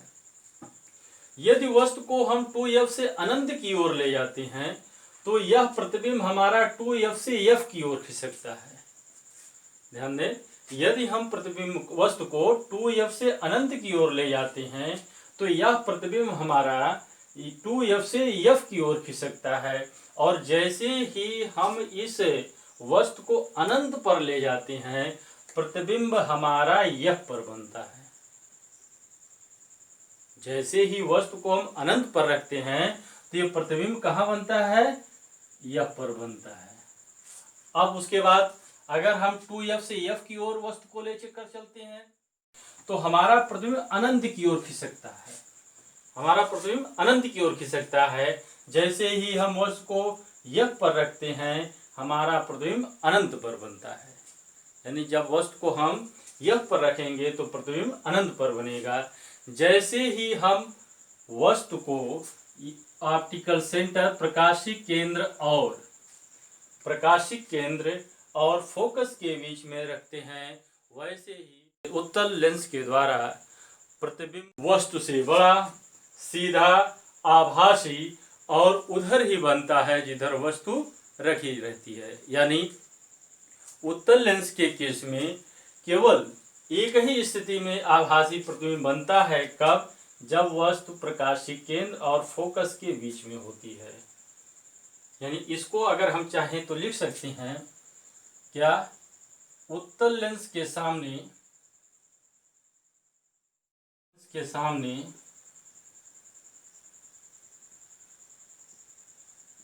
उत्तल लेंस के सामने जब वस्तु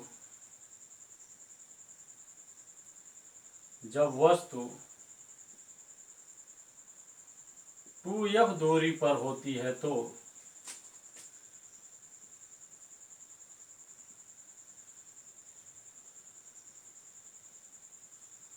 उत्तल लेंस के सामने जब वस्तु 2f दूरी पर होती है तो उसका प्रतिबिंब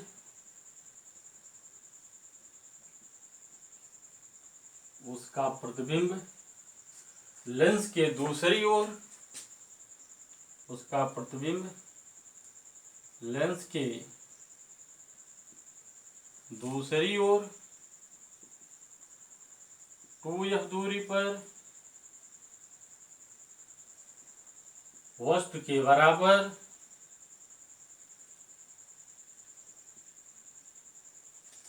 उल्टा तथा वास्तविक बनता है। उल्टा तथा वास्तविक बनता है।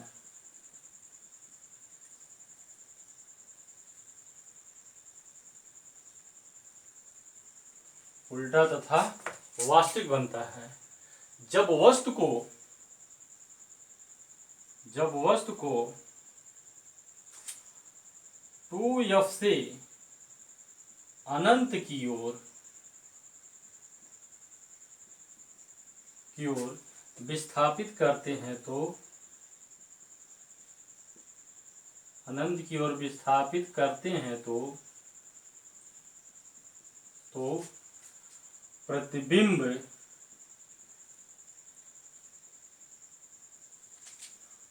टू एफ से एफ की ओर खिसकता है। एफ की ओर विस्थापित होता है। एफ की ओर विस्थापित होता है जब वस्तु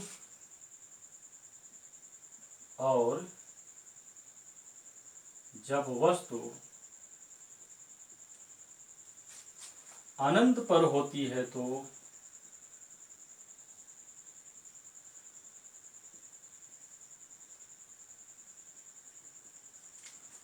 और जब वस्तु अनंत पर होती है तो प्रतिबिंब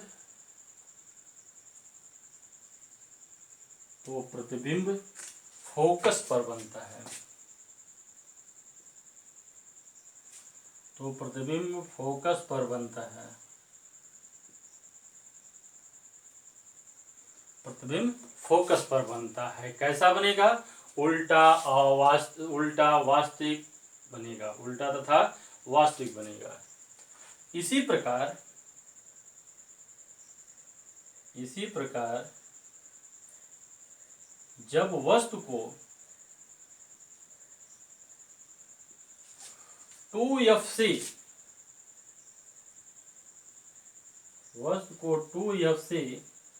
f की ओर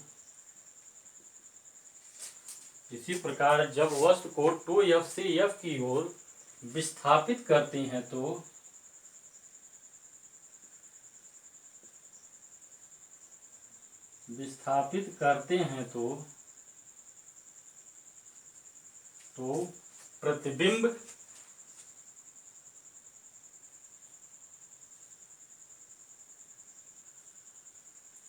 प्रतिबिंब अनंत की ओर विस्थापित होता है।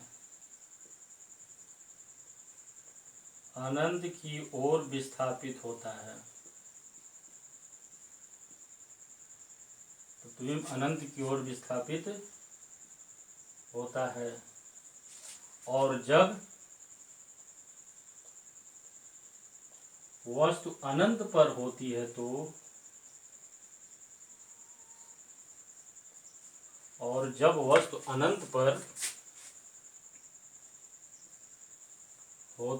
तो प्रतिबिंब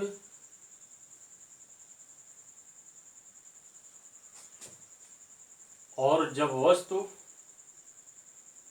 इस प्रकार जब वस्तु को 2f से f की ओर विस्थापित करते हैं तो प्रतिबिंब अनंत की ओर विस्थापित होता और जब वस्तु फोकस पर होती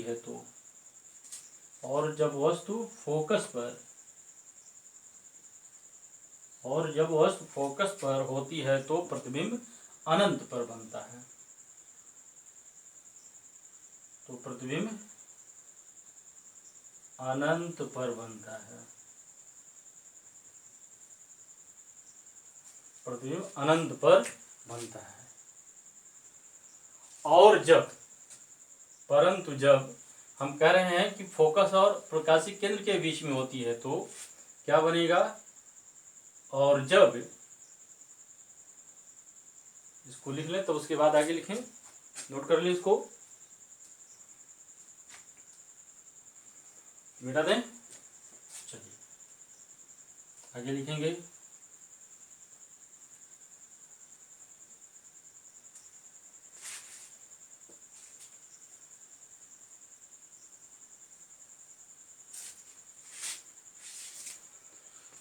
परंतु जब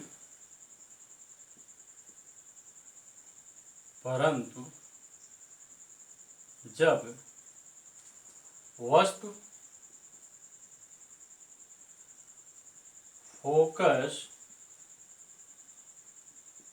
तथा प्रकाशी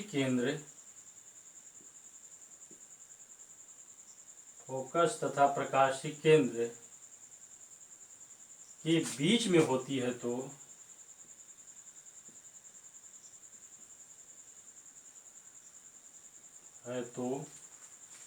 प्रतिबिंब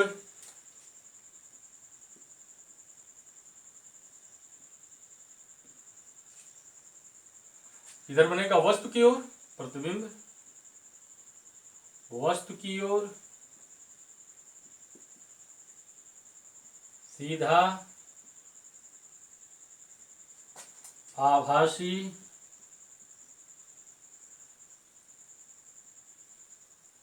तथा वस्तु से बड़ा बनता है,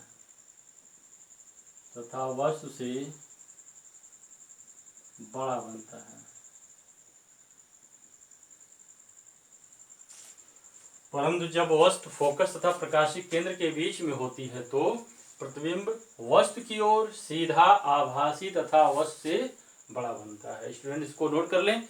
तो हम भिन्न भिन्न स्थितियों में रख करके प्रतिबिंब बनाएंगे, नोट कर लें इसको, नोट कर लिया। चलिए अब पहली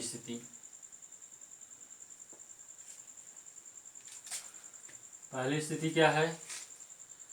पहले जब वस्तु 2f पर हो, पहला हम लिखेंगे नंबर 1, जब वस्तु 2f पर हो, मान लीजिए ये उत्तल अंश,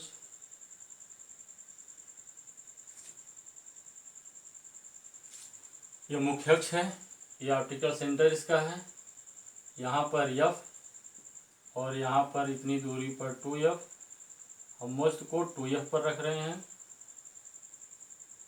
वस्तु को 2f पर रखेंगे। वस्तु को हम मानते हो O'। जब इसको हम 2f पर रखते हैं तो इसका प्रतिबिंब कैसे बनता है? देखें, पहले तो मुख्य अक्ष के समांतर प्रकाश की किरण चलेगी। जब प्रकाश की किरण मुख्य अक्ष के समांतर चलेगी तो आप जानते हैं अपवर्तन के पश्चात फोकस से होकर जाती है, अपवर्तन के पश्चात ये फोकस से होकर जाएगी। दूसरी प्रकाश की किरण को हम इसके ऑप्टिकल सेंटर से ले लें, दूसरी प्रकाश की किरण को इसको हम इसके प्रकाशिक केंद्र से ले लें, इसके प्रकाशिक केंद्र से ले लें। सपोज करिए कि ये प्रकाश किरण जा रही है और ये जो है जिस बिंदु पर कटेगी उसी बिंदु पर इसका प्रतिबिंब बनेगा। ये आपका f है और यहाँ पर 2f है, यानी ये प्रकाश की किरण चल रही है, यही दिशा में हो गई, ये ऑप्टिकल सेंटर से होकर जाती है। आप जानते हैं जब कोई प्रकाश की किरण प्रकाशिक केंद्र से होकर के जाती है तो विचलित हुए बिना सीधे निकल जाती है, यानी 2f दूरी पर रखी गई वस्तु का प्रतिबिंब हमेशा लेंस की दूसरी ओर 2f दूरी पर ही बनता है। ये होगा आपका I'। दूसरा, इसका आकार क्या होगा? वस्तु के आकार के बराबर उल्टा तथा वास्तविक होगा। दूसरी स्थिति क्या होगी? जब वस्तु 2f तथा अनंत के बीच में हो, अनंत के बीच में हो, 2f तथा अनंत के बीच में हो। इसमें क्या होगा? ये हमारा उत्तल लेंस,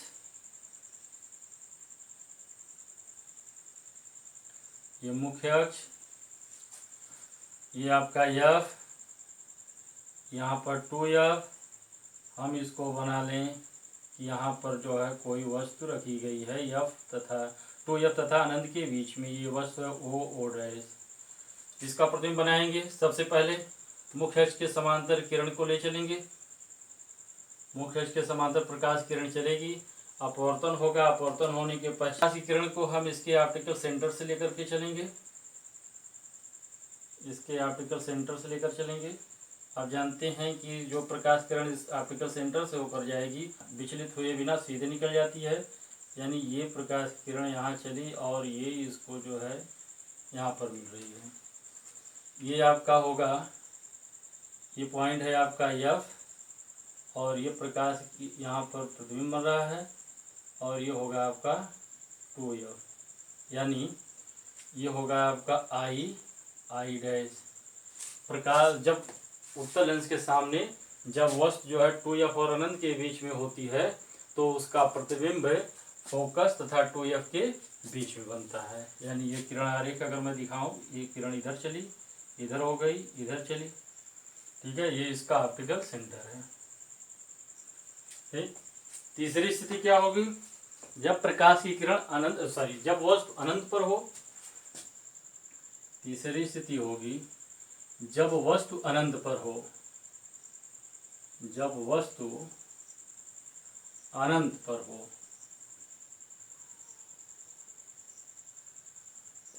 जब वस्तु अनंत पर हो, यानी ये मान लीजिए कि हमारा ये हम बना दें उत्तल लेंस, और ये जो है आपका मुख्य अक्ष है, इसका ये ऑप्टिकल सेंटर है। अनंत पर स्थित वस्तु से हम ये मानते हैं कि प्रकाश की किरणें वहां से समांतर आती हैं, प्रकाश किरणें समांतर आती हैं। तो सबसे पहले हम प्रकाश किरणों को उसकी ऑप्टिकल सेंटर से लेकर के चलें। सबसे पहला पॉइंट हम यही कर लें कि इसके ऑप्टिकल सेंटर से लेकर के चलें। ऑप्टिकल सेंटर से अगर जाएगी तो ये जो है सीधे निकल जाएगी, विचलित हुए बिना सीधे निकल जाएगी। दूसरी प्रकाश की किरण को फोकस से लेकर के हम आते हैं, दूसरी प्रकाश की किरण को हम इसके फोकस से होकर ले आते हैं। आप जानते हैं जब ये प्रकाश की किरण फोकस से होकर आएगी तो यह जो है अपवर्तन के पश्चात मुख्य अक्ष के समांतर हो जाएगी।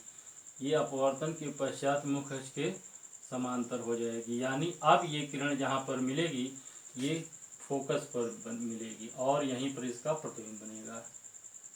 यानी उत्तल लेंस के सामने ये होगा आपका आई डैश, और ये प्रकाश की किरण जो है ये अनंत पर कोई वस्तु रखी है, ओ डैश। अनंत पर एक वस्तु रख लें हम, ओ डैश का प्रतिबिंब जो है आई डैश इसके फोकस पर बनता है। ये यहाँ इसका फोकस है और ये है आई डैश। ये प्रकाश किरण ऐसे चल रही है और ये प्रकाश किरण फोकस से आई तो इसके समांतर हो गई। चलिए चौथी कंडीशन हम फिर ले लें, 2f तथा f के बीच में हो। चौथी दशा क्या होगी? जब वस्तु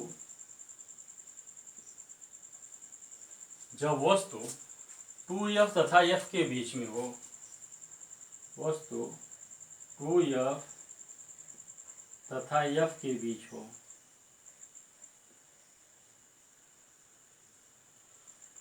चौथी दशा क्या होगी? जब वस्तु 2f तथा f के बीच में हो, ऐसी दशा में क्या होगा? हम उत्तल लेंस बनाएं, ये हमारा उत्तल लेंस, ये मुख्य अक्ष, अगर ये f है और यहाँ 2f है तो इसके बीच में कहीं कोई वस्तु रख लें, मान लो ये वस्तु है ओ डैश। इसका प्रतिबिंब क्या बनाएंगे? वही प्रक्रिया, मुख्य अक्ष के समांतर एक प्रकाश की किरण ले चलेंगे, मुख्य अक्ष के समांतर प्रकाश की किरण ले चलेंगे और ये कहाँ से होकर जाएगी? फोकस से होकर के जाएगी। मुख्य अक्ष के समांतर चलने वाली प्रकाश किरणें अपवर्तन के पश्चात फोकस से होकर के जाती हैं। दूसरी प्रकाश की किरण को हम इसके ऑप्टिकल सेंटर से लेकर के चलेंगे, दूसरी प्रकाश की किरण को इसके ऑप्टिकल सेंटर से होकर के हम लेकर चलेंगे और ये जहाँ पर मिलेंगी वहीं पर प्रतिबिंब बनेगा। ये प्रकाश किरण जहाँ मिलेगी वहीं पर प्रतिबिंब बनेगा। ये मान लीजिए आपका f है और यहाँ पर 2f है तो ये प्रतिबिंब यहाँ बनता है।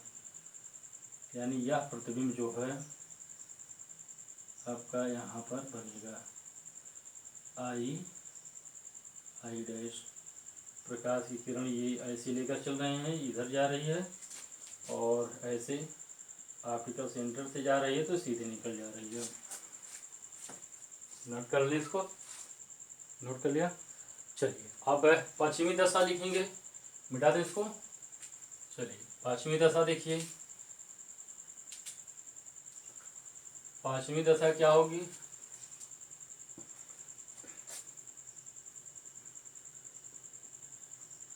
जब वस्तु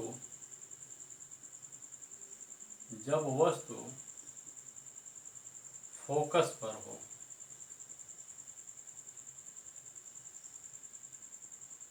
जब वस्तु फोकस पर हो, यानी वस्तु को हम फोकस पर रखें। ये मान लीजिए आपका एफ है, वस्तु को यहीं पर रख दें, इधर 2F होगा कहीं। प्रकाश किरण यहाँ से चलेगी, बना दें इसको, मुख्य इसके समांतर चलेगी और अपवर्तन होगा, अपवर्तन के पश्चात फोकस से होकर के जाएगी। दूसरी प्रकाश की किरण को हम इसके प्रकाशिक केंद्र से होकर लेकर चलेंगे। ये प्रकाश की किरणें कहीं नहीं मिलेंगी, हम मानते हैं कि इसको अनंत को, ये प्रकाश किरण अनंत पर मिलती हैं। कहाँ मिलती हैं? अनंत पर। ये मानते हैं कि ये अनंत पर मिलते हैं, यानी उत्तल लेंस के सामने फोकस पर रखी गई वस्तु का प्रतिबिंब अनंत पर बनता है। उत्तल लेंस के सामने फोकस पर रखी गई वस्तु का प्रतिबिंब अनंत पर बनता है। ठीक। तीसरी छठवीं दशा इसकी है, छठवीं पोजीशन है क्या? अगर हम उत्तल लेंस के सामने वस्तु को इसके फोकस तथा ऑप्टिकल सेंटर के बीच में रखें, ये आपका फोकस है और यहाँ पर ऑप्टिकल सेंटर है, ये ऑप्टिकल सेंटर है। इसको अगर हम वस्तु को यहाँ रखते हैं तो प्रतिबिंब कैसे बनता है? देखें, यहाँ से भी प्रकाश की किरण चलेगी। पहले हमारी जो शर्त होगी, प्रकाश किरण यहाँ से चलेगी और यहाँ चलने के बाद ये फोकस से होकर के जाएगी। दूसरे प्रकाश की किरण को हम इसके ऑप्टिकल सेंटर से होकर ले चलें। यहाँ हम देख रहे हैं कि ये दोनों किरणें जो हैं आपस में कहीं नहीं मिलती हैं, लेकिन अगर इसी को पीछे बढ़ाएं तो पीछे कहीं कहीं मिलती हुई प्रतीत हो रही हैं। इसी को हम अगर आगे बढ़ा लें तो ये किरणें कहीं कहीं मिलती हुई प्रतीत होंगी।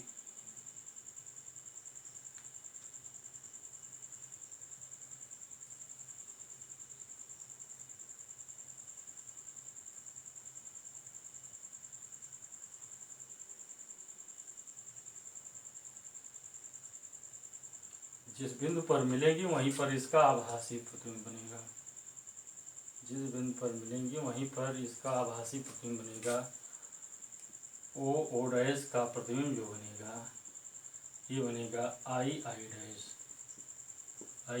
डैश। यानी जब वस्तु फोकस तथा ऑप्टिकल सेंटर के बीच में होती है तो इसका आभासी प्रतिबिंब बनता है। कहाँ बनता है?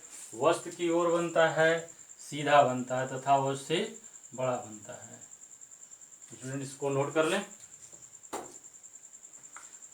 नोट कर लें। तो उसके बाद उत्तल लेंस के द्वारा प्रतिबिंब का बनना, पास करके नोट कर लें, इसको मिटा दें। चलिए अब हम अगली हेडिंग देंगे, उत्तल लेंस के द्वारा प्रतिबिंब का बनना।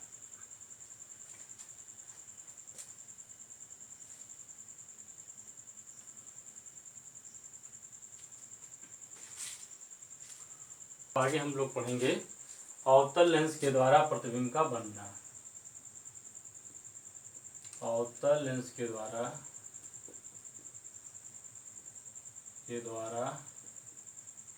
प्रतिबिंब का बनना, प्रतिबिंब का बनना। मान लीजिए ये हमारे पास अवतल लेंस है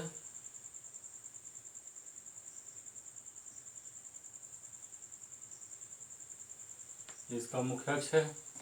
स्टूडेंट्स, अभी तक हमने जो पढ़ा है कि उत्तल लेंस के द्वारा आपने देखा है कि उत्तल लेंस के सामने भिन्न भिन्न बिंदुओं पर रखी गई वस्तु का प्रतिबिंब भिन्न भिन्न बिंदुओं पर बनता है। इसके द्वारा प्रतिबिंब कभी छोटा बनता है, कभी बड़ा बनता है, कभी वास्तविक बनता है, कभी आभासी बनता है। ठीक है, लेकिन अवतल लेंस के सामने जब कोई वस्तु रखी जाती है तो इसका प्रतिबिंब सदैव आभासी ही बनता है।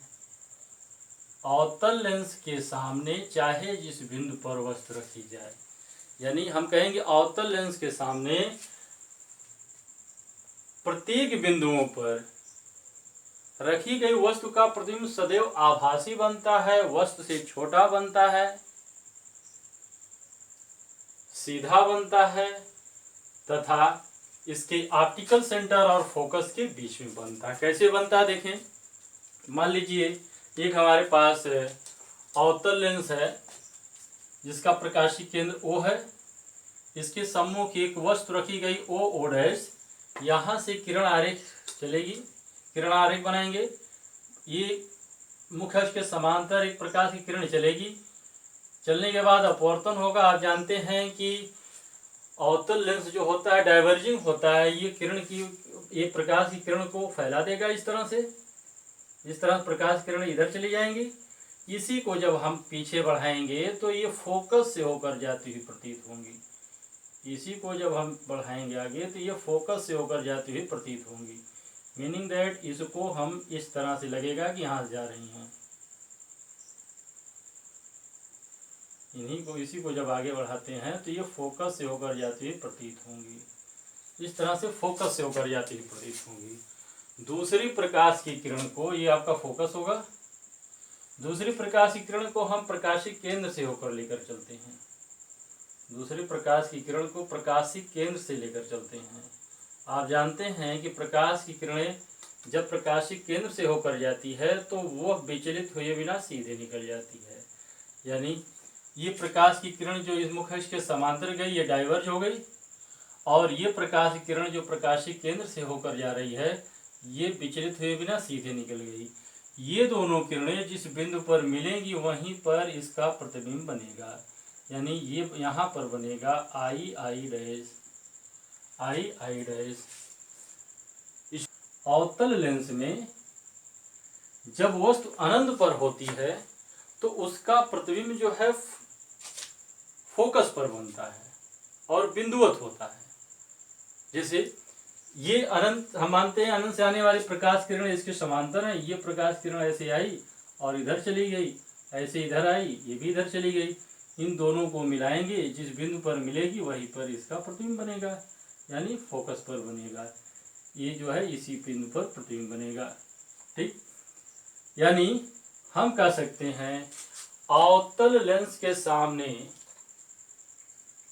वस्तु चाहे जहां रखी जाए उसका प्रतिबिंब सदैव फोकस तथा प्रकाशीय केंद्र के बीच में वस्तु से छोटा, सीधा तथा आभासी बनता है। इसको लिख लेंगे हम, क्या लिखेंगे, अवतल लेंस के सामने, अवतल लेंस के सामने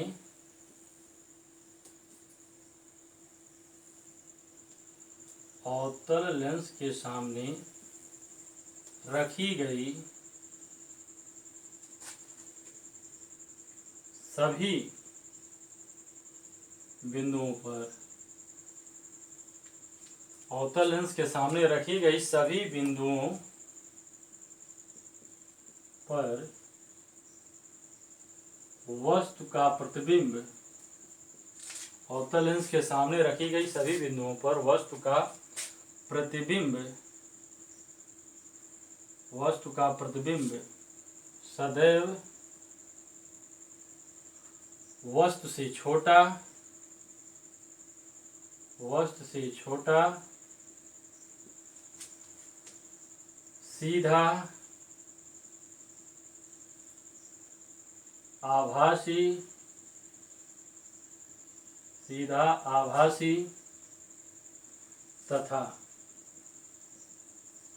फोकस तथा फोकस और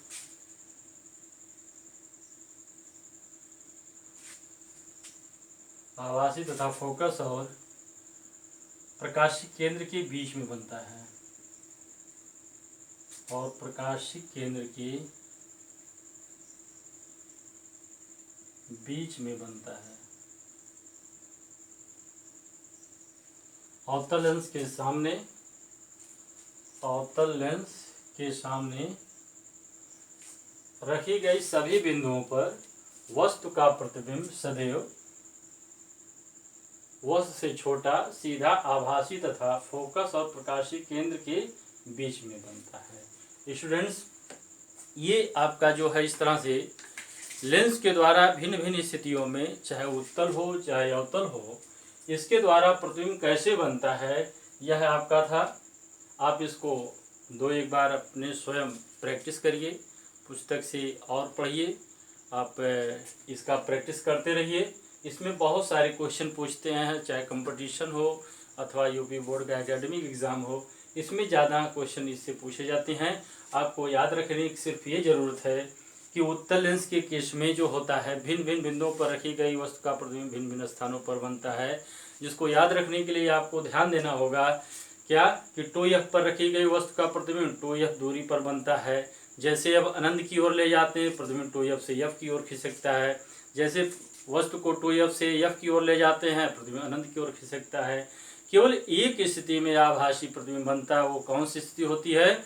जब वस्तु ऑप्टिकल सेंटर और फोकस के बीच में होता है। लेकिन अवतल लेंस के सामने रखी गई सभी स्थानों पर, सभी बिंदुओं पर जो वस्तु का प्रतिबिंब बनता है, हमेशा आभासी बनता है, सीधा बनता है और वस्तु से छोटा बनता है। साथ ही साथ कहाँ बनता है? फोकस और प्रकाशिक केंद्र के बीच में। स्टूडेंट्स, पढ़ाई करते रहिए। Best of luck.